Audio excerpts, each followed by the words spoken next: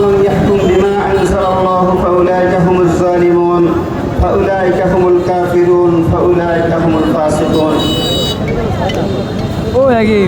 আজকের এই মহতি জলসার সমাপনী পর্যায়ে আমি সর্বপ্রথম আল্লাহ রাব্বুল ইজ্জতের হাজারো কোটি শুকর আদায় করেছি, যিনি স্বল্প দিনের ব্যবধানে বাংলাদেশের অন্যান্য জেলার মতো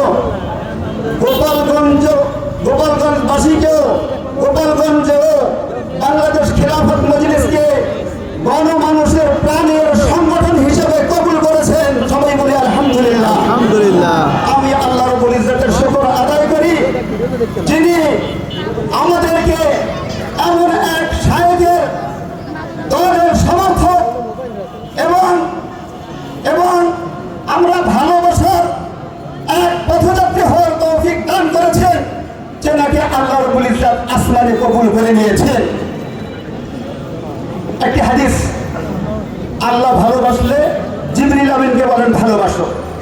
জিবরিল আমিন ভালোবাসলে আসমানে ঘোষণা দিয়ে দেন আল্লাহ ভালোবাসেন, আমি অমুককে ভালোবাসি, তোমরা ভালোবাসো।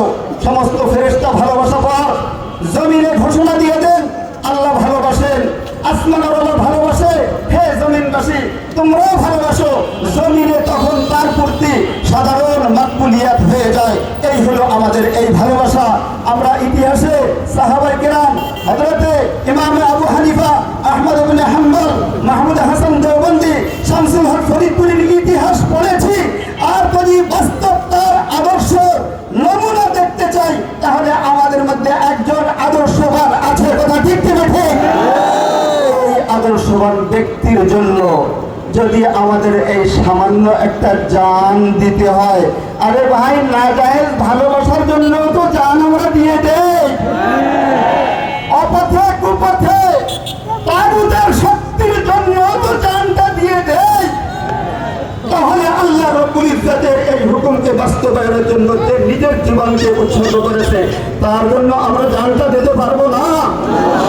আমি অতঃপর সমস্ত আইন শৃঙ্খলা বাহিনীর সাংবাদিক ভাই এবং গোপালগঞ্জের সর্বস্তরের মানুষের প্রতি শুকরিয়া জ্ঞাপন করে আমার আজকের এই সমাপনী বা সভাপতির বক্তব্য শেষ করছি।